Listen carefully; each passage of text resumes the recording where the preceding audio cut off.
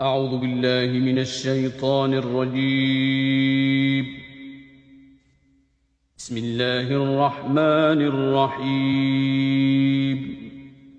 In the name of Allah, the Beneficent, the Merciful. الحمد لله رب العالمين. Praise be to Allah, Lord of the worlds. الرحمن الرحيم.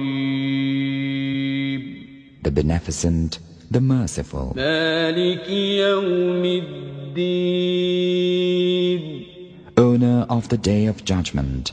إياك نعبد وإياك نستعين. Thee alone we worship, Thee alone we ask for help. اهدنا الصراط المستقيم. Show us the straight path. صراط الذين أنعمت عليهم غير المغضوب عليهم ولا الضالين.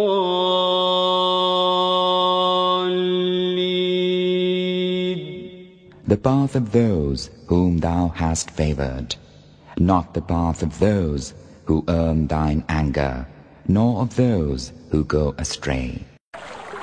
بسم الله الرحمن الرحيم. اللهم كن لوليك الحجة ابن الحسن صلواتك عليه وعلى آبائه في هذه الساعة وفي كل ساعة وليا وحافظا وقائدا وناصرا ودليلا وعينا حتى تسكنه أرضك طوعا وتمتعه فيها طويلا. الشیطان الرجیم بسم اللہ الرحمن الرحیم وبہ نستعین وہو خیر معین. وہ خیالات کے جو انسان کے ذہن میں گزرتے ہیں ان میں سے بعض خیالات کو وسواس کا نام دیا گیا تھا اور بعض خیالات کو جو ہے وہ الہام کا نام دیا گیا تھا. وسواس وہ خیالات کے جس کی وجہ سے انسان جو ہے اگر ان خیالات کے تابع ہو جائے تو خدا کی نافرمانی کر گزرتا ہے، اور اگر تابع نہ بھی ہو تو یہ خیالات ذہن میں آ کے انسان کو پریشان کرتے ہیں. تو اب ان خیالات کو روکنے کا طریقہ کیا ہے؟ وہ خیالات کے جس کو برے خیالات کہا جا سکتا ہے یا وسواس کہا جا سکتا ہے، تو وسواس کو ذہن میں آنے سے روکنے کا کیا طریقہ ہے؟ تو اس بات کو سمجھنے سے پہلے یہ سمجھنا ضروری ہے کہ ہمارے اندر جو چار قوتیں پائی جاتی ہیں، قوت عقلیہ، قوت شہویہ، قوت غضبیہ اور قوت وہمیہ، اس کی ماہیت کیا ہے؟ وہ یہ قوتیں بنی کس طرح سے ہیں؟ اگر یہ بات سمجھ میں آ جائے تو پھر جو ہیں وہ خیالات جو ذہن کی طرف آنا شروع کرتے ہیں ان میں سے کن خیالات کو ہم آنے سے روک سکتے ہیں اور کن خیالات کو آنے سے نہیں روک سکتے، اس کو جو ہے ہم سمجھ پائیں گے. انسان کے اندر جو قوت عقلیہ ہے یہ تو ایک نورانی قوت ہے کہ جس کی تخلیق گویا کہ نور سے ہوئی ہے. تو قوت عقلیہ اگر مضبوط ہو تو وسوسہ آ ہی نہیں سکتا ہے، اس لیے کہ وسوسے کا تعلق شیطان سے ہے اور شیطان کی ماہیت آگ ہے. قوت عقلیہ میں آگ کا کوئی دخل ہی نہیں ہے. جب قوت عقلیہ میں آگ کا دخل نہیں ہے تو پھر جو ہے وہ شیطان وارے خیالات قوت عقلیہ کے سہارے سے ذہن میں نہیں آ سکتے. اگر قوت عقلیہ مضبوط ہو تو. اب قوت غضبیہ، قوت شہویہ، قوت وہمیہ، تو ان تینوں کی ماہیت کے اندر آگ بھی شامل ہیں اور مٹی بھی شامل ہے، البتہ مقدار میں فرق ہے. قوت غضبیہ کے اندر آگ کا حصہ بہت زیادہ ہے، مٹی کا حصہ کم ہے. قوت شہویہ کے اندر آگ کا حصہ جو ہے بہت زیادہ نہیں ہے، البتہ زیادہ ہے، اور جو ہے مٹی کا حصہ جو ہے وہ کم ہے. جبکہ قوت وہمیہ میں تقریباً 90 سے 95% آگ کا ہی حصہ ہے، بہت ہی قلیل مقدار جو ہے وہ مٹی سے تعلق رکھتی ہے. اچھا، آگ فطرتاً جو ہے وہ حرکت کرنے والی ہے، جبکہ مٹی جو ہے فطرتاً جمود کا شکار ہوتی ہے. مٹی اگر کہیں رکھ دی جائے تو دوسرے دن وہ جگہ چینج نہیں کرے گی، ہوا اس کو دھکا دے کے آگے بڑھا دے الگ بات ہے. اگر ہوا نہیں چل رہی ہے تو مٹی جہاں پڑی ہے وہیں پڑی رہے گی. مگر آگ کا شعلہ بڑھتا جائے گا، وہ حرکت کرتی رہے گی. یعنی ہم جو جلتی ہوئی آگ دیکھ رہے ہیں وہ بجھ چکی ہوتی ہے، اس کی جگہ پہ دوسری آگ آ چکی ہوتی ہے، وہ بجھ چکی ہوتی ہے، اس کی جگہ پہ تیسری آگ آ چکی ہوتی ہے. کیسے پتہ چلتا ہے ہمیں؟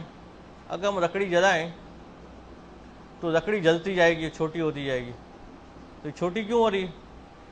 اس سے کہ وہ آگ جلی ہوئی آگ جل کے ختم ہوتی جا رہی ہے، نئی آگ اس کی جگہ پہ آتی جا رہی. تو آگ کی فطرت میں حرکت ہے، مٹی کی فطرت میں کیا ہے؟ جمود ہے. تو جس قوت کے اندر آگ کی مقدار جس حد تک زیادہ ہے اسی حد تک اس میں حرکت زیادہ ہے. اس وجہ سے ہم قوت وہمیہ کے اندر دیکھتے ہیں کہ جو خیالات آتے ہیں وہ روکنا تقریباً ناممکن ہو جاتا ہے. ہم کبھی بھی ذہن کو خالی اس ذہن نہیں پاتے ہیں کہ ذہن میں مسلسل حرکت چل رہی ہے، مگر یہ زیادہ تر خیالات وہمیہ والے ہوتے ہیں.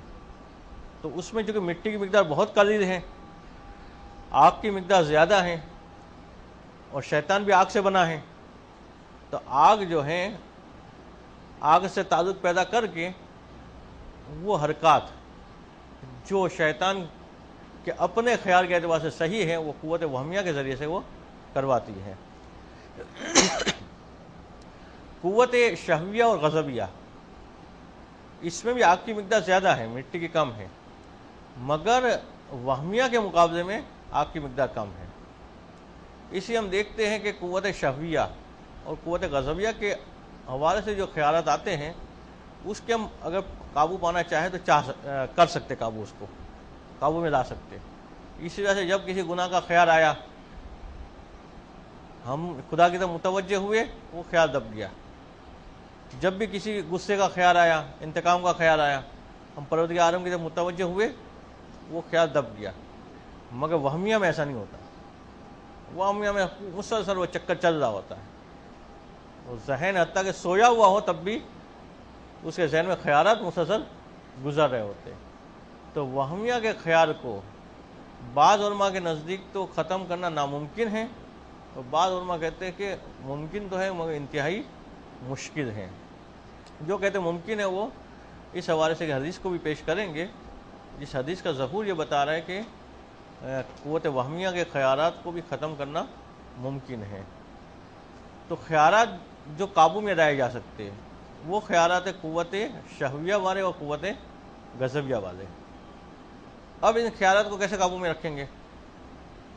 کہتے اگر انسان یہ عادت ڈال دے کہ جو خیال آیا اس کے اوپر عمل پیدا ہونے سے پہلے اس کے انجام کی تو متوجہ ہو جائے، تو وہ خیال کے مطابق کام نہیں کرے گا اور خیال کو دبا دے گا. بعض لوگوں کی عادت یہ ہوتی ہے کہ پہلے کرتے پھر سوچتے ہیں، بعض لوگ پہلے سوچتے پھر کرتے ہیں. تو اگر انسان یہ عادت پیدا کر دے کہ سوچنے کے ساتھ خیال آتے ہی ساتھ کر گزرنا نہیں ہے، مگر جیسے ہی خیال آیا اس کے بعد انسان اس بات پہ بھی سوچے کہ اگر یہ کرتا ہوں تو اس کا کیا نتیجہ نکلے گا، نتیجے کی طرف نگاہ رہے. تو وہ غلط خیال کو روک سکتا ہے اور غلط خیال کے مطابق عمل سے اپنے آپ کو بچا سکتا ہے۔ مگر اگر انسان جو ہے نتیجے کا متوجہ نہیں ہوگا تو جیسے ہی خیال آیا اقدام کر دیتا ہے۔ جیسے بچوں کی لڑائی میں ہوتا ہے، ایک بچے نے مارا، دوسرے بچے فوراً مار دیتا ہے، پھر جواب میں وہ مارتا ہے، جھگڑا بڑھتا جاتا ہے۔ بعض بات یہی بچوں والی حرکتیں بڑے بھی کرتے ہیں، مگر بچے کرے تو اتنا معیوب نہیں ہوتا، بڑے کرے تو یہ معیوب ہوتا ہے۔ اس لیے کہ خیال آنے کے بعد وہ توقف نہیں کرتے، سوچے نہیں انجام کے لیے، وہ اقدام کر گزرتے ہیں، تو وہ جھگڑا بڑھتا ہے۔ اگر خیال آنے کے بعد اس کے نتیجے کے اوپر غور کرے، نتیجے کے اوپر فکر کرے، تو پھر انسان جو ہے وہ اس کام کو یا تو کرتا ہی نہیں ہے، یا وہ خیال کا جواب اس انداز سے اپنے آپ کو دیتا ہے کہ وہ خیال دوبارہ پیدا ہی نہیں ہوتا اس کو۔ جس کے پہلے ہی شروع میں طریقہ بتا رہے کہ انسان جو ہے آخرت کی طرف، عاقبت کی طرف متوجہ رہے، کہ یہ جو خیال آیا کہ میں فلاں سے مال چھین لوں، یا فلاں کو دھکا دے کے گرا دوں، یا فلاں کو مثلا نقصان پہنچا دوں، یا فلاں کی غیبت کر دوں، یا فلاں جگہ پہ جھوٹ بول دوں، یہ جو خیال آیا، اب اس کے بعد متوجہ ہو کہ اس کا نتیجہ کیا نکلے گا، نتیجہ دنیا میں کیا نکلے گا اور آخرت میں کیا نکلے گا۔ اگر آخرت میں ایمان رکھتا ہے تو اس کی نگاہ فقط آخرت کی طرف محدود ہوگی، دنیا میں فائدہ بھی ہوگا تو چھوڑ دے گا۔ مگر آخرت کا اس کا عقیدہ نہیں ہے، تب بھی ہر برائی کا دنیا میں بھی برا نتیجہ ہے، وہ دنیا میں جو برا نتیجہ ہے اس کی طرف متوجہ ہو، اس کو متوجہ ہوگا تو اس برے ارادے سے اپنے آپ کو روک لے گا۔ تو سب سے پہلا طریقہ جو وسواس، قوت شہویہ والی اور قوت غضبیہ والی، وہمیہ والی کا آگے طریقہ آ رہا ہے، اس کا طریقہ جو بتایا گیا ہے وہ یہی ہے کہ انسان جو ہے وہ انجام کی طرف متوجہ ہو۔ یہ والی بات پڑھ رہے تھے، پھر قوت وہمیہ کے خیالات آیا، رک سکتے نہیں رک سکتے، اور اگر روکنا چاہے تو پھر اس کا طریقہ کیا ہے، اس کی طرف متوجہ کر رہے ہیں۔ دیکھیے یہ بات صفحہ نمبر 114 پہ، بسم اللہ الرحمن الرحیم، فصل علاج الوساوس سے۔ پیچھے درس کی 2-3 لائنیں عبارت میں رہ گئی تھی، مگر خارج میں چونکہ وہ گفتگو آ چکی تھی تو اب جو ہے وہ نئی گفتگو آج شروع کر رہے کہ الوساوس ان کانت بواعث الشرور والمعاصی، وساوس جو ذہن میں برے خیالات آئے ہیں، اگر ان کا تعلق جو ہے وہ گناہوں سے ہیں یا شرارتوں سے ہیں، بعض شرارتیں گناہ نہیں ہوتی ہیں مگر کبھی ہوتی ہیں، تو لفظ شرارت یہ عام ہے، لفظ گناہ جو ہے وہ خاص ہے، مگر ہر گناہ شرارت ہے، مگر ہر شرارت ضروری نہیں کہ گناہ ہو، مگر جہاں پر بھی شرارت کی وجہ سے کسی کو نقصان پہنچ جائے تو پھر گناہ میں شامل ہو جائے گا۔ تو فالعلاج فی دفعها ان یتذکر سوء عاقبت عصیان و وخامت خاتمتہ فی الدنیا والآخرہ۔ تو اس کا پہلا علاج تو یہی ہے کہ اگر ان خیالات کو روکنا چاہتا ہے وہ، تو اسے جو کرنا پڑے گا وہ یہ کرنا پڑے گا کہ پہلے جو اس کے انجام کی طرف متوجہ ہو، کہ یہ جو کام کہ جس کو کرنے کا ذہن میں خیال آیا ہے، اگر میں یہ کرتا ہوں تو اس کا آخرت میں کیا نتیجہ نکلے گا اور دنیا میں کیا نتیجہ نکلے گا۔ وہ یتذکر عظیم حق اللہ و جسیم ثوابہ و عقابہ، اور یاد کرے پروردگار کے عظیم حق کو اور اس کے بڑے ثواب کو اور بڑے عذاب کو۔ ایک شخص آیا معصوم علیہ السلام کی خدمت میں کہ مولا میں گناہ سے بچ ہی نہیں پاتا ہوں، بہت چاہتا ہوں گناہ سے بچوں گا، نہیں بچ پاتا ہوں۔ یہ سوالات جو ہے وہ لوگوں کی جانب سے ہوتے ہیں۔ جب آپ کہیں تبلیغ پہ جائیں گے تو ایسے لوگ ملیں گے جو کہیں گے کہ مولانا صاحب میں بڑی کوشش کرتا ہوں نماز پڑھنے کی، دل ہی نہیں چاہتا نماز پڑھنے کا، جب فلاں گناہ سے بچنا چاہتا ہوں بچ ہی نہیں پاتا ہوں۔ تو یہ شخص جب معصوم کے پاس آیا تو معصوم نے جو علاج بتایا اس کو میں اپنے الفاظ میں پیش کر رہا ہوں کہ امام صاحب نے فرمایا کہ گناہ کرو، کون منع کر رہا ہے گناہ کرنے کا؟ گناہ کرنے کا کہ منع نہیں ہے، مگر گناہ کرنے کے لیے تم ایسی جگہ کا انتخاب کرو کہ جہاں پہ خدا نہ دیکھ رہا ہو، اس وقت گناہ کرو۔ اب اگر کوئی انسان ایسی جگہ ڈھونڈ سکتا ہے کہ جہاں پہ خدا نہیں دیکھ رہا ہے تو پھر وہ آرام سے جا کے گناہ کر سکتا ہے۔ ایک استاد نے جو ہے وہ بچوں کو سمجھانے کے لیے کلاس میں آ کے جو ہے سارے بچوں کو ایک ایک سیب بانٹا اور کہا کہ ایسی جگہ پہ اس کو کھا کے آ جاؤ کہ جہاں پہ کوئی نہ دیکھ رہا ہو. اس زمانے شاید سیب کا رواج ہوگا, آج کل ہوتے ہیں سموسے بانٹتے, اس لیے اب لوگوں کو جو ہے وہ پھلوں سے زیادہ اس قسم کی چیزیں پسند ہوتی ہے. سب کو تھوڑا ٹائم دیا, بچے گئے سب, پھر واپس آ گئے کھا کے. اب استاد نے پوچھنا شروع کیا, ایک نے کہا کہ باتھ روم میں چلا گیا تھا, ایک نے کہا وہاں جگہ چھپ گیا تھا, ایک نے کہا وہاں چلا گیا تھا. ایک بچہ سے واپس لے کے آیا. استاد نے اس سے پوچھا کہ بھائی تو کیوں کھا کے نہیں آیا؟ کہ آپ نے کہا تھا ایسی جگہ پہ کھانا کوئی نہ دیکھ رہا ہو. تو مجھے تو کوئی ایسی جگہ ملی ہی نہیں, جہاں پہ بھی جاتا تھا وہاں ایک دیکھنے والا ہوتا تھا. جہاں گیا میں نے دیکھا کہ خدا تو دیکھ رہا ہے. تو اگر انسان یہ ذہن میں اس بات کو راسخ کر دے, عقیدہ تو سب کا ہے, مگر راسخ کر دے عقیدے کو کہ ہم جو بھی حرکات و سکنات کر رہے ہیں لوگوں کی نگاہوں سے تو اپنے آپ کو بچا سکتے ہیں, مگر پروردگار عالم کی نگاہ سے اپنے آپ کو نہیں بچا سکتے, تو پھر انسان سے گناہ ہوگا ہی نہیں. اگر ہم ایسی جگہ پہ جاتے ہیں کہ یہاں پہ سب جگہ پہ کیمرے لگے ہوئے, ہماری ساری حرکات و سکنات جو ہے وہ ریکارڈ ہو رہی ہے, وہاں پہ کتنا خیال سے حرکتیں کرتے ہیں, سر کھجاتے ہوئے سوچتے کہ ایسا نہیں وہ سمجھے کہ کوئی مثلا بم رکھنے آیا ہوں میں. جو بھی کسی کو اشارہ کرتے ہوئے بھی خیال کرتے کہ ایسا نہیں اشارہ ایسا کرے کہ مثلا جو ہے وہ کیمرے میں سیف ہو جائے, بعد میں وہیں کوئی دھماکہ ہو تو پکڑ لیا جائے گا یہ صاحب کچھ اشارہ تو کر رہے تھے جو کیمرے میں آ گئے نا سر. وہاں ساری حرکات و سکنات جو ہے وہ سوچ سمجھ کے کرتے. تو اگر انسان یہ عقیدہ راسخ کر دے کہ میں جو بھی کروں گا وہ سیف ہو رہا ہے, جو بھی کر رہا ہوں پروردگار عالم دیکھ رہا ہے, تو پھر انسان سے جو گناہ نہیں ہو پاتے. تو امام حسن فرماتے کہ کرو, گناہ کرنے کا منع نہیں ہے, ایسی جگہ پہ جا کے کرو کہ جہاں خدا نہ دیکھ رہا ہو. پھر امام حسن نے فرمایا کہ گناہ کرو مگر اس جگہ پہ جا کے کرو کہ جہاں خدا کی حکومت نہ ہو. اسے خدا کی حکومت میں رہ کے اسی کی نافرمانی کرنا. جاؤ ایسی جگہ ڈھونڈو کہ جہاں خدا کی حکومت نہیں ہے, تمہاری اپنی وہ جگہ ہے, وہاں جا کے اس کی معصیت کرو. پھر امام علیہ نے فرمایا کہ گناہ کرو مگر اس چیز کے ذریعے سے کرو جو تمہاری اپنی ہو, پروردگار عالم کی دی ہوئی نہ ہو. اگر آنکھ سے گناہ کرنا ہے تو تمہاری نہیں ہے, وہ تو خدا نے دی ہے. زبان سے کرنا ہے تو وہ تو تمہاری نہیں ہے, خدا نے دی ہے. اگر ہاتھ سے گناہ کرنا ہے تو ہاتھ بھی تمہارے نہیں ہے. تو گناہ کرو مگر ایسی چیز کے ذریعے سے کرو جو تمہاری اپنی ہو, خدا کی دی ہوئی نہ ہو. اور بھی یہ حدیث میں اور باتیں بھی ہیں. مختصر یہ کہ اگر انسان ان باتوں کی تو متوجہ ہو تو اپنے آپ کو جو ہے گناہ سے آسانی سے بچا سکتا ہے. کہ یتذکر عظیم حق اللہ ہے, کہ وہ یاد کرے پروردگار عالم کے عظیم حق کو, وہ جسیم ثواب ہی و عقاب ہی, اور اس کے بڑے ثواب اور بڑے عقاب کو یاد کرے. جب یہ متوجہ ہو جائے گا کہ جس چیز سے میں گناہ کرنے جا رہا ہوں وہ میری اپنی نہیں ہے, وہ پروردگار عالم کی دی ہوئی ہے, تو پھر وہ گناہ سے بچ پائے گا اور اس کے انجام کی تو متوجہ ہوگا. بعض اوقات یہ بھی کہا گیا کہ اگر انسان اپنے آپ کو گناہ سے نہ بچا پاتا ہو تو اپنے آپ کو آگ کے قریب لے جائے, اپنے ہاتھ کو آگ کے قریب لے جائے. بعض تو مثلا مبارکہ کرتے ہوئے یہاں تو کہتے کہ آگ کے اندر ہاتھ کو ڈال دے, مگر چلو یہ ڈالنے والی بات شاید مشکل ہو جائے, تو اتنا قریب رہ جائے کہ اب زیادہ فاصلہ نہ رہے آگ اور ہاتھ کے درمیان, اور پھر اپنے آپ کو نصیحت کرے کہ جب یہ والی آگ کے اندر تو اپنے ہاتھ کو ڈالنے کو تیار نہیں ہے تو اس جہنم کی آگ میں اپنے آپ کو کیسے ڈال سکے گا.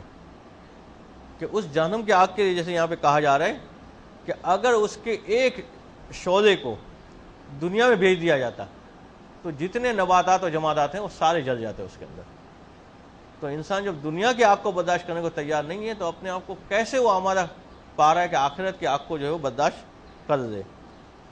وَيَتَذَكَّرْ أَنَّ الصَّبْرَ أَمَّا تَدْعُو إِلَيْهِ هَذِهِ وَسَاوِسُ أَسْهَرُ مِنَ الصَّبْرِ عَلَى نَارٍ لَوْ قُذِفَ شَرَارَةٌ مِنْهَا إِلَى الْأَرْضِ أَحْرَقَتْ نَبْتُهَا وَجَمَادُهَا. کہ وہ اس بات کو سمجھ لے کہ یہاں گناہ سے صبر کرنا آسان ہے. اسے گناہ سے بچنے میں بھی تکلیف ہوتی ہے انسان کو, تو گناہ سے صبر کرنے میں آسان ہے اس صبر کے مقابلے میں کہ جو اس آگ میں کرنا پڑے گا. کہ اس آگ کے لیے کہا جا رہا ہے کہ اگر اس کا ایک شعلہ زمین پہ بھیج دیا جاتا تو زمین میں جتنی نباتات ہیں جتنے جمادات ہیں سارے کے سارے وہ آگ اس کو جلا دیتی ہے، ساری چیزیں جو ہے وہ آگ میں جل جاتی ہے۔ تو فَإِذَا تَذَكَّرَ هَذِهِ الْأُمُورَ وَعَرِفَ حَقِيقَتَهَا بِنُورِ الْمَعْرِفَةِ وَالْإِيمَانِ حَبَسَ عَنْهُ الشَّيْطَانُ وَقَطَعَ عَنْهُ وَسْوَاسَهُ۔ تو جب انسان ان امور کو یاد کرے گا اور ان امور کی حقیقت کو جانے گا، جیسے ابھی ہم نے عرض کیا کہ عقیدہ ہم رکھتے ہیں کہ خدا دیکھتا ہے، مگر حقیقت میں وہ عقیدہ دل میں راسخ نہیں ہوا ہے۔ تو جب یہ راسخ ہو جائے گا جب یہ راسخ ہو جائے گا کہ واقعی جہنم کی آگ ہیں، واقعی اس کے اندر گناہ گاروں کو ڈالا جائے گا، واقعی قبر کے لیے جو عذاب کہا گیا ہے وہ موجود ہیں، جب یہ عقیدہ راسخ ہو جائے گا اور اس کی یاد دہانی کرتا رہے گا تو خود بخود ہی شیطان اسے بھاگ جائے گا اور اس کے وسوسے ہی بھاگ جائیں گے۔ اب شیطان اسے ادھر ادھر بھٹکا نہیں سکے گا کہ اس ذا یمکن ان ینکر علیہ حاضر امور حق کا، اس لیے کہ یہ ممکن ہی نہیں ہے کہ یہ امور کے ہوتے ہوئے شیطان وہاں پہ موجود رہے۔ اگر اس کے ذہن میں خدا کا خیال ہے تو پھر شیطان وہاں پہ آ ہی نہیں سکتا، اسی کہ ذہن کو برتن کی مانند کہا گیا ہے، اور برتن اگر خالی ہو تو کوئی چیز اس میں ڈالی جا سکتی ہے، اگر برتن پہلے سے بھرا ہوا ہے تو اس کے اندر دوسری چیز نہیں ڈالی جا سکتی۔ تو اگر ذہن میں خدا کا تصور ہے، خدا کی طرف سے آئے ہوئے احکام کا تصور ہے، اس کے ثواب و عقاب کے متوجہ ہیں، اگر یہ ساری باتیں ذہن میں بھری ہوئی ہیں تو پھر شیطان اپنے خیالات کو ذہن میں داخل ہی نہیں کر سکتا۔ کہتے از یقینہ الحاصل من قواتر البرہان یمنعہ عن ذالک ویخیبہ، اس لیے کہ وہ یقین کے جو اسے قطعی برہان کے ذریعے سے حاصل ہوا ہے، اس لیے کہ آخرت کے عذاب کا تذکرہ کس نے کیا ہے؟ قرآن نے کیا ہے۔ کس نے کیا ہے؟ رسول نے کیا ہے۔ اب وہ قرآن کو مانتا نہیں مانتا ہے، رسول کو کا عقیدہ رکھتا نہیں رکھتا ہے۔ تو جب اللہ کے رسول نے اور قرآن نے اور اہل بیت علیہ السلام نے واضح طور پہ یہ کہہ دیا کہ جہنم کا عذاب ایک حقیقت ہے اور وہ اس حقیقت کا یقین بھی رکھتا ہے، تو اس کے بعد یہ ممکن ہی نہیں ہے کہ شیطان جو ہے اس سے بہکا سکے، بلکہ بحیث یرجع حاربا خائبا، بلکہ اس مقام میں تو شیطان بھاگ کھڑا ہوگا اور رکنے کا نام نہیں لے گا۔ کیوں کہتے فَإِنَّ التَّهَابَ نِيرَانُ الْبَرَاهِينِ بِمَنزِلَةِ الرُّجُوعِ مِنَ الشَّيَاطِينِ، اس سے کہ یہ ذہنوں میں دلیلوں کا آنا ہے بار بار کہ اگر یہ گناہ کیا تو یہ نتیجہ نکلے گا، اگر یہ گناہ کیا تو خدا ناراض ہوگا، یہ گویا شیطان کی طرف پھینکے جانے والے پتھر ہیں، شیطان کو گویا رجم کرنا ہے۔ یہ باتیں جب ذہن میں آتی جاتی ہے تو شیطان جو ہے وہ دور بھاگتا جاتا ہے کہ فَإِذَا قُبِلَتْ بِهَا وَسَاوَسَهُمْ فَرَّتْ فِرَارَ الْحَمْرِ مِنَ الْأَسَادِ، کہ جب ان باتوں کو ذہن میں بار بار دہرایا جائے تو شیطان اس آدمی سے ایسے ہی بھاگے گا جیسے لوگ جو ہے وہ شیر سے بھاگتے ہیں، لوگ جیسے درندے سے بھاگتے ہیں، اسی طرح سے شیطان بھی اس سے بھاگے گا کہ یہ آدمی بہکانے کے قابل نہیں ہے، اسی کہ دیکھتا ہے کہ اس کے ذہن میں جگہ ہی نہیں ہے برے خیالات داخل کرنے کی، جگہ ہی نہیں ہے گناہ کے خیالات داخل کرنے کی، اس کا ذہن پہلے سے ہی جو یاد الہی سے بھرا ہوا ہے۔ تو یہ بات ہے تو اس وقت تھی کہ جو خیالات کا تعلق قوت شہویہ اور قوت غضبیہ سے ہو، مگر اگر خیالات کا تعلق قوت وہمیہ سے ہے، قوت وہمیہ میں کیا ہوتا ہے کہ انسان کو جو ہے وہ شرارتیں سوچتی ہے، لوگوں کو نقصان پہنچانے کے خیالات آتے ہیں، لوگوں کو تنگ کرنے کے خیالات آتے ہیں، دھوکہ دہی کے خیالات آتے ہیں، فریب کے طرح طرح کی ترکیبیں آتی ذہن میں، اور یہ وہ خیالات ہیں جو انسان کے ذہن میں مسلسل چلتے رہتے ہیں۔ گناہ کا خیال تو مثلا جو ہے وہ دن میں 10 یا 12 دفعہ آتا ہوگا غیبت کر دے، 15-20 دفعہ آتا ہوگا جھوٹ بول دے، مگر یہ خیال تو مسلسل ذہن میں چل رہا ہوتا ہے، حتیٰ کہ انسان 10 میں بیٹھا ہوتا ہے تب بھی خیال چل رہا تھا کہ اس کا موبائل چھپا دوں، یا وہ جو مثلا ایسے بیٹھا ہے اس کا ہاتھ کھینچ لوں، یا اس کی کتاب ادھر سے ادھر کر لوں، یہ خیالات مسلسل ذہن میں چل رہے ہوتے ہیں۔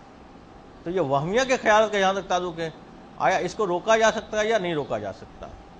تو ایک نظریہ تو یہ ہے کہ 100% تو اس کو نہیں روکا جا سکتا، قابو میں کیا جا سکتا ہے مگر مکمل طور پہ نہیں روکا جا سکتا، حتیٰ کہ انسان نماز بھی پڑھ رہا ہوتا ہے تو نماز میں بھی خیالات ذہن میں چل رہے ہوتے ہیں، بلکہ بعض اوقات تو کہا جاتا ہے کہ کھوئی ہوئی چیز جو ہے وہ نماز میں یاد آ جاتی ہے، مسلسل سوچ رہے ہوتے کہاں رکھی یاد نہیں آ رہا ہوتا، نماز شروع کرتے ہیں اب جو خیالات ذہن میں شروع ہوتے یاد آ جاتے کون سی چیز کہاں رکھی ہے. یہ یاد نہیں آتا کہ فلاں صاحب سے کیا کیا باتیں کرنی تھی. نماز شروع کرتے یاد آ جاتا ہے اچھا ان امور پہ باتیں کرنی ہیں. انسان نماز جلدی سے ختم کرتا تھا کہ وہ باتیں کرے, یا جلدی سے ختم کرتا تھا کہ وہ کھوئی ہوئی چیز جو یاد آئی وہاں سے اٹھا لے. اور شاید یہ بھی شیطان کی مہربانی ہوگی کہ اس کو نماز جو ہے وہ جلدی ختم کروانے کے لیے یہ خیالات جو ہے وہ ذہن میں دے آتا ہے.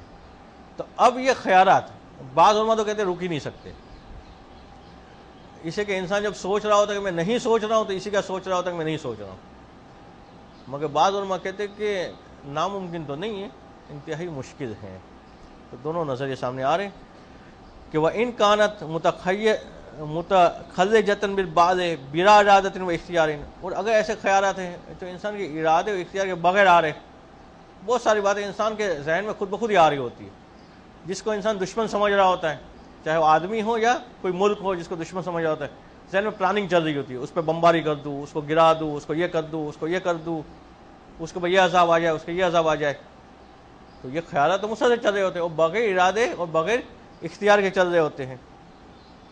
یہاں پہ یہ بات بھی واضح کر دی ہے کہ بعض لوگ جو کسی مقام پہ کہتے ہیں کہ فلاں آدمی جو ہے وہ زبان کا برا ہے, دل کا اچھا ہے. خاص پہ انسان جو ہے بد زبانی کرتا ہے اس کے یہ جملہ کہا جاتا ہے کہ زبان کا اچھا ہے, زبان کا برا ہے, دل کا اچھا ہے. جبکہ زبان پہ جو بھی باتیں جاری ہوتی ہے وہ پہلے ذہن میں آئی ہوتی ہے.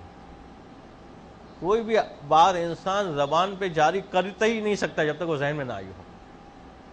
بعض ہمیں لگ رہا ہوتا ہے کہ یہ ایک دم سے بولتے جا رہے ہیں, وہ ایک دم سے نہیں بول رہا ہوتا ہے.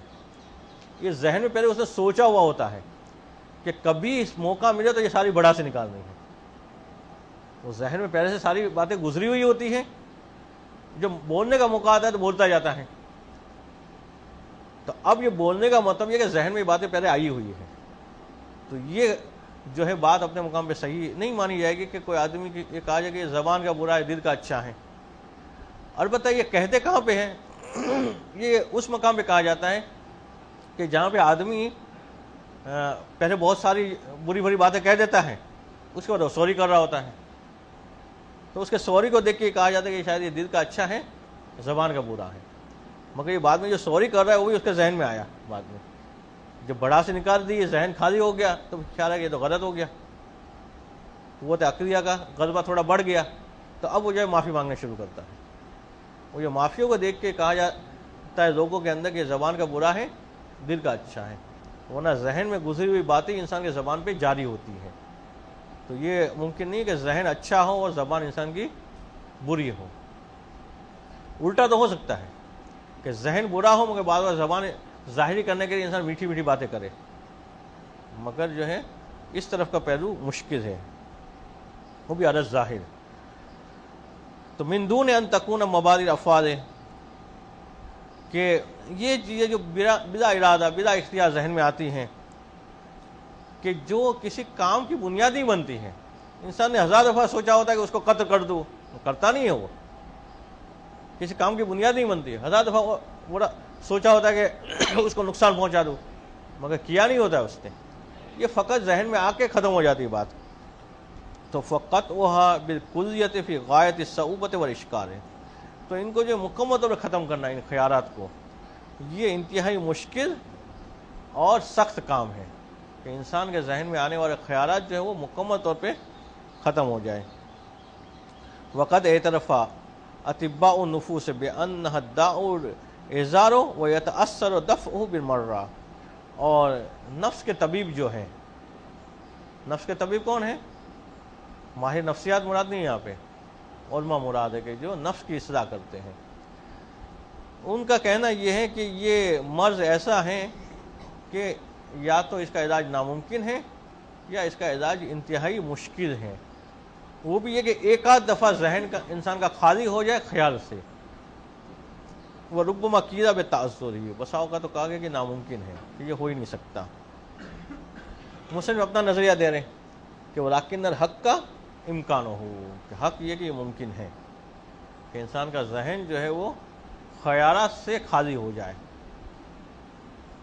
البتہ یہ جو کہہ رہے کہ انسان کا ذہن خیالات سے خالی کرنا ممکن ہے, اس سے مراد یہ نہیں ہے کہ انسان کے ذہن میں کچھ بھی نہیں ہوگا خیال. بلکہ خیالات سے خالی کرنا ممکن ہے سے مراد ان کبھی خیالات سے خالی کرنا، یہ بالکل ختم ہو جائے اور اس کی جگہ پہ رحمانی خیالات آ جائے، تو یعنی پھر بھی خالی نہیں ہوا، وہ رحمانی خیال اس کی جگہ پہ آ کے بیٹھ گیا۔ دلیل کیا پیش کر رہے ہیں کہ تیرے قول نبی صلی اللہ علیہ وآلہ وسلم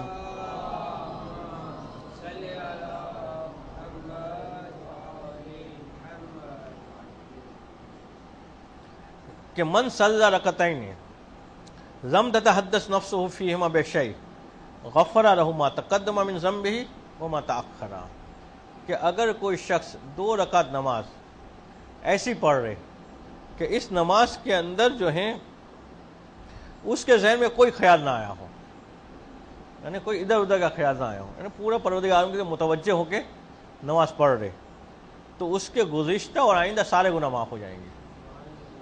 تو اب حدیث کا آنا بتا رہے کہ یہ ممکن ہے کہ انسان اپنے ذہن کو خیالات سے خارج کرے، کہ ولولا امکان ہو لم یتصور ذالک، اگر یہ ممکن نہ ہوتا تو اس کا تصور ہی نہ کیا جاتا۔ مگر جیسے کہ ہم نے عرض کیا کہ یہاں پہ خالی ہونے سے کیا مراد ہے کہ وہ برے خیالات ہٹ جائیں گے تو ذہن میں خود بہت غیب آ جائے گا، اس غیب کے اندر کیا خیال ہوگا کہ وہ پروردگار کے متوجہ ہوگا، کہ جو ہے وہ اس بات کو جان لے گا کہ وہ کس ہستی کے سامنے کھڑا ہوا ہے، وہ پھر اس کے اثرات اس کے اعضاء اور جوارح کے اوپر بھی ظاہر ہونا شروع ہو جائیں گے۔ اب اس کو جو ہے وہ انتہائی سخت کیوں قرار دیا گیا ہے؟ تو انتہائی سخت قرار دینے کی وجہ کیا ہے؟ کہتے ہیں یہ خیالات کا تعلق زیادہ تر قوت وہمیہ سے ہوتا ہے، اور قوت وہمیہ میں آگ کا عنصر جو ہے وہ زیادہ ہے مٹی کے مقابلے میں، اور آگ جو ہے وہ فطرتاً حرکت کرنے والی شے ہے، شیطان برابر آگ سے بنا ہے، تو آگ کو آگ سے مناسبت ہے، اس سے یہ قوت وہمیہ جو ہے خیالات کو جلدی قبول کر دیتی ہے۔ کہتے ہیں وَالسِّرُّ فِي صَوْبَةِ قَطْعِهَا بِالْكُلِّيَّةِ أَوْ الشَّيْطَانِ جُنْدَيْنِ، کہتے ہیں راز اس میں کہ اس کو ختم کرنا مکمل طور پہ یہ سخت ہے۔ کہتے ہیں اس کا راز یہ کہ شیطان کی 2 فوجیں ہیں، ایک فوجیں وہ ہیں کہ جو خیالات کو لے کے اڑتی ہیں، اور ایک فوجیں وہ ہیں کہ جو خیالات کے ساتھ انسان کے جسم کے اندر داخل ہوتی ہے،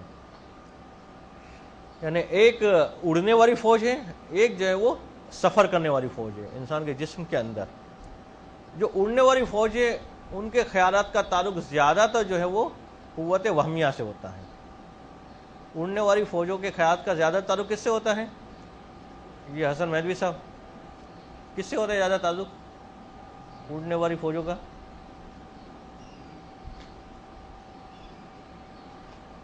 جی وقار صاحب، کس سے ہوتا ہے شوکت صاحب؟ ہاں، قوت وہمیہ سے ہوتا ہے۔ یہ خیالات اوپر اڑ رہے ہوتے ہیں، ضروری نہیں کہ انسان کے اندر سرایت کرے، اور جو اندر سرایت کرنے والے خیالات ہیں اس کا زیادہ تعلق کس سے ہوتا ہے؟ قوت غضبیہ اور قوت شہویہ سے۔ اسی لیے عام طور پہ جو خیالات سیران کرتے ہیں، اندر داخل ہوتے ہیں، اس میں انسان بعد میں اس کے مطابق افعال انجام دیتا ہے۔ جو خیالات سر کے اوپر سے گھومتے رہتے ہیں، اندر داخل نہیں ہوتے، اس میں انسان زیادہ تر جو ہے وہ افعال انجام نہیں دیتا ہے۔ تو اب جس خیالات کو انسان قابو کر سکتا ہے وہ خیالات کون سے ہیں؟ جو اندر سیران کرنے والے ہیں۔ وہ خیالات جو اڑنے والے ہیں اس کو انسان قابو نہیں کر سکتا ہے۔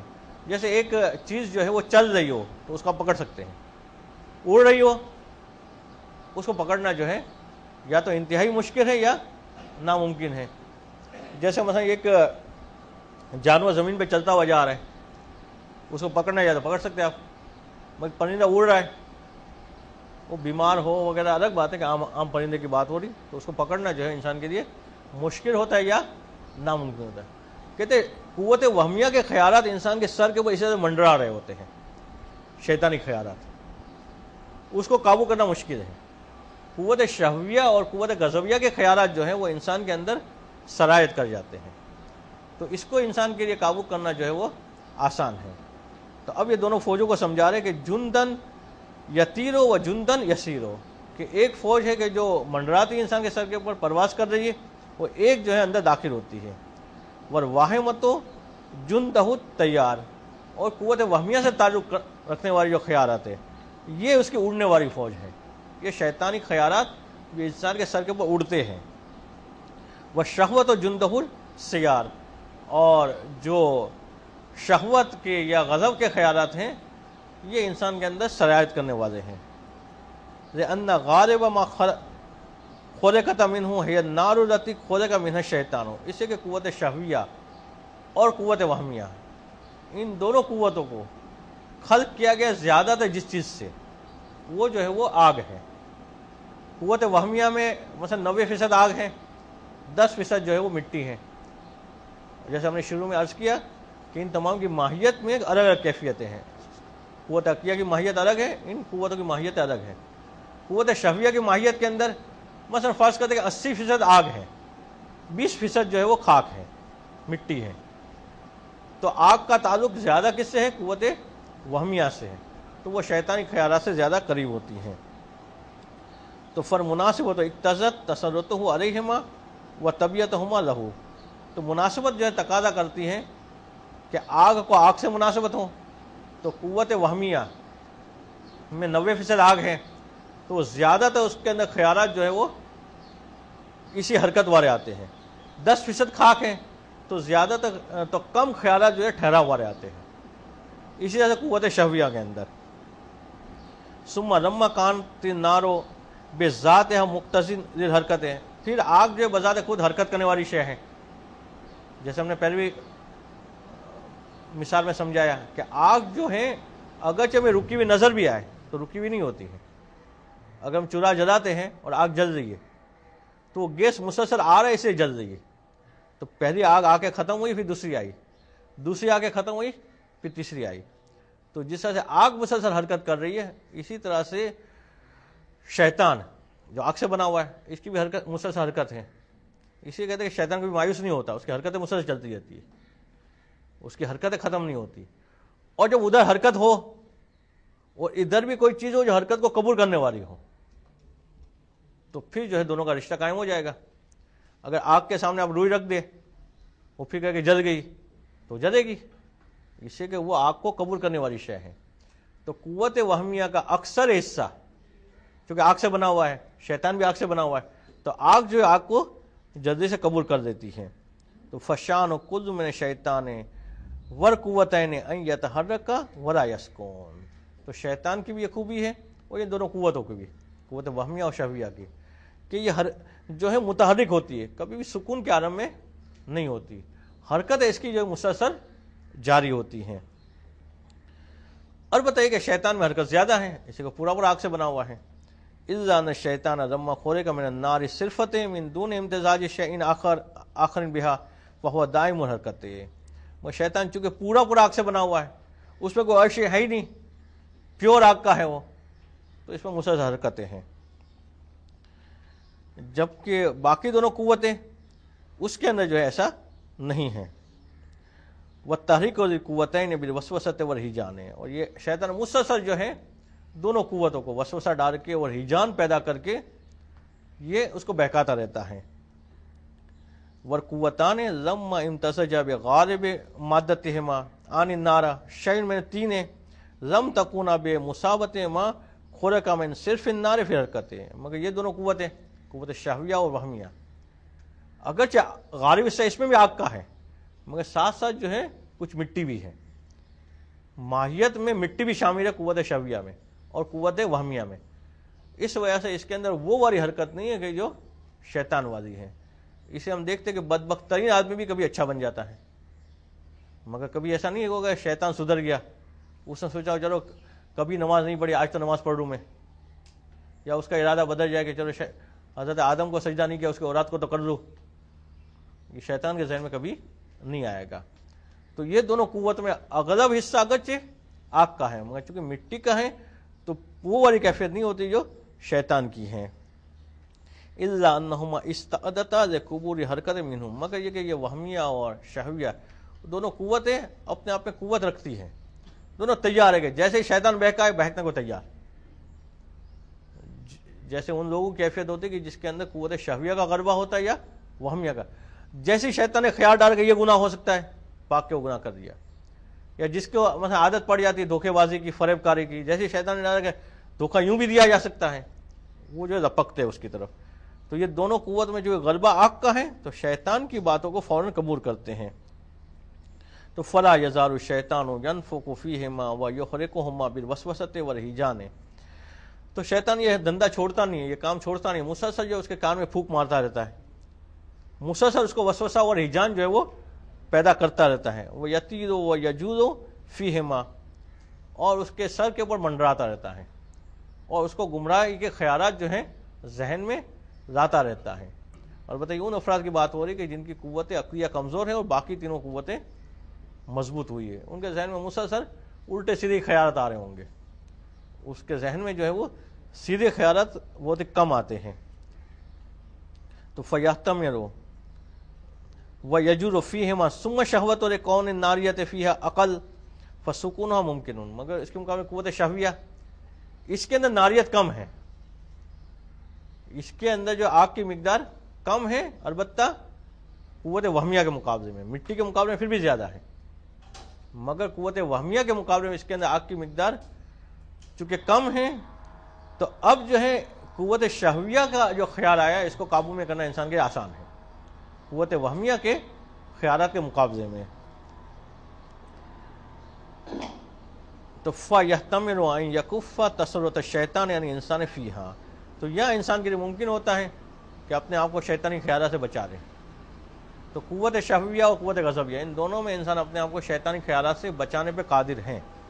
قوت وہمیہ میں ایک نظریہ کہ ناممکن ہے، ایک نظریہ کہ انتہائی مشکل ہے.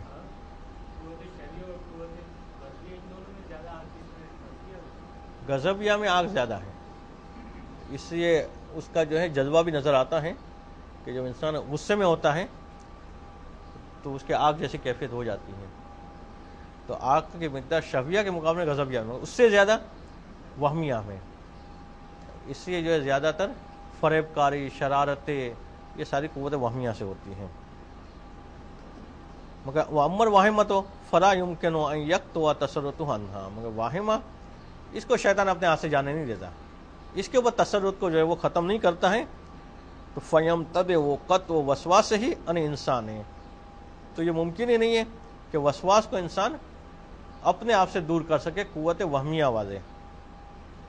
کہتے اِذْ لَوْ أَمْكَنَ قَطْعُهُ أَيْضًا بِالْمَرَّةِ لَصَارَ الظَّعِينُ مُنْقَادًا لِلْإِنسَانِ مُسَخًّرًا لَهُ. اب یہ دلیل دے رہے ان لوگوں کی کہ جو یہ کہتے ہیں کہ ایک لمحے کے لیے بھی ممکن نہیں ہے کہ انسان قوت وہمیہ کو خیالات سے خالی کر دے. کہتے اگر ہم کہیں کہ ممکن ہے، اس کا مطلب کیا ہوا کہ آپ نے شیطان پہ قابو کر دیا. قابو کرنے کا مطلب کیا ہے کہ شیطان جو ہے آپ کے سامنے سجدہ کرنے لگا. اس لیے کہ سجدہ جو علامت ہے اطاعت کی. تو اب اگر شیطان آپ کا مطیع بن گیا، اس کا آپ کو سجدہ کر دیا، تو جس نے آپ کے باپ کو سجدہ نہیں کیا وہ آپ کے سامنے کیسے سجدہ دے ہوگا؟ جو حضرت آدم علیہ السلام کی اطاعت کے لیے آمادہ نہیں ہوا وہ اولاد آدم کی اطاعت کے لیے کیسے آمادہ ہوگا؟ تو کہتے یہ ممکن ہی نہیں ہے کہ قوت وہمیہ وہ خیالات سے جو ہے وہ خالی کیا جا سکے. اور بتائیے قابل بحث ہے یہ نظریہ کہ لَصَارَ الظَّعِينُ مُنْقَادًا لِلْإِنسَانِ مُسَخًّرًا لَهُ. تو ہو جائے گا کہ یہ شیطان جو ہے وہ فرما بردار ہو گیا انسان کا، اور انسان نے اس کو اپنے قابو میں کر دیا. وَإِنْقِيَادُهُ لَهُ وَسُجُودُهُ لَهُ. اور اس کی فرما برداری کرنا گویا اس کو سجدہ کرنا ہے. کیوں؟ ایسے کہ اس روح السجود و حقیقت و انقیاد و اطاعت ہو. اس سے کہ سجدے کی حقیقت کیا ہے کہ بجاوری کے لیے آمادہ ہونا اور اطاعت کے لیے آمادہ ہونا. سجدہ تو علامت ہے، سجدہ کیا بتا رہا ہے کہ میں اطاعت کے لیے آمادہ ہوں. وہ وضع جبت حارت ہوں وہ علامت ہوں.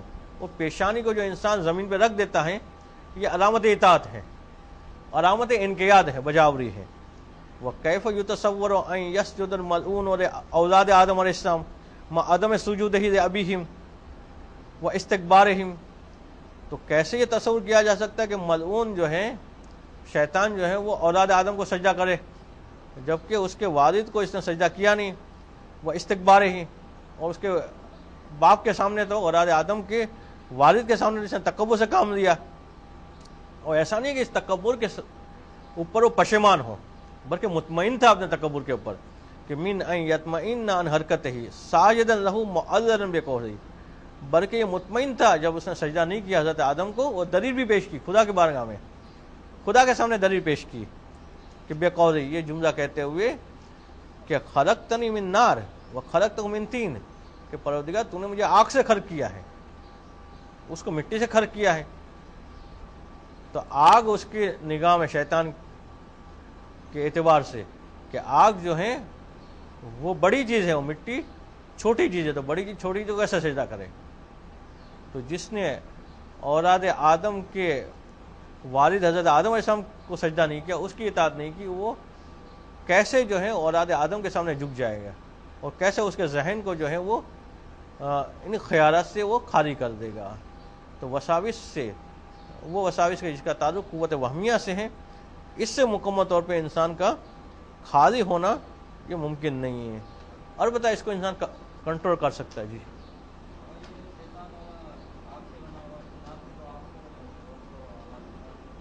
کیا چیز؟ شیطان کس کی اطاعت کرتا ہے؟ شیطان تو آگ سے بنا ہوا ہے، وہ اطاعت نہیں کرتا، لیکن جنات تو آگ سے بنے ہوئے ہیں، جی وہ بھی اطاعت کرتے ہیں۔ ہاں، اس کی آگ کی کوالٹی زیادہ اعلیٰ ہوگی، جنات کی آگ کی کوالٹی کیا ہوگی یہ کہہ سکتے زیادہ بھاری آگ ہوگی۔ وہ تو انسانوں میں ہم دیکھتے ہیں، ایک انسان بھی مٹی سے، دوسرا بھی مٹی سے، وہ ایک دوسرے کو اپنی اطاعت میں دے دیتا ہے اپنی چالاکیوں سے، تو وہ چالاکی میں زیادہ مہارت رکھتا ہے، کافی لمبا تجربہ ہے اس کو چالاکیوں کا، لوگوں کو فریب دینے کا، تو مخلوقات کو اس نے اپنے اس میں دیا ہوا ہے۔ اب اس میں انشاءاللہ اور باتیں بھی آئے گی کہ جس میں بعض احادیث کے ذریعے سے یہ سمجھایا جائے گا کہ قابو جو ہے وہ کس طرح سے کیا جا سکتا ہے ان خیالات کو۔ ایک صلوات پڑھیں محمد۔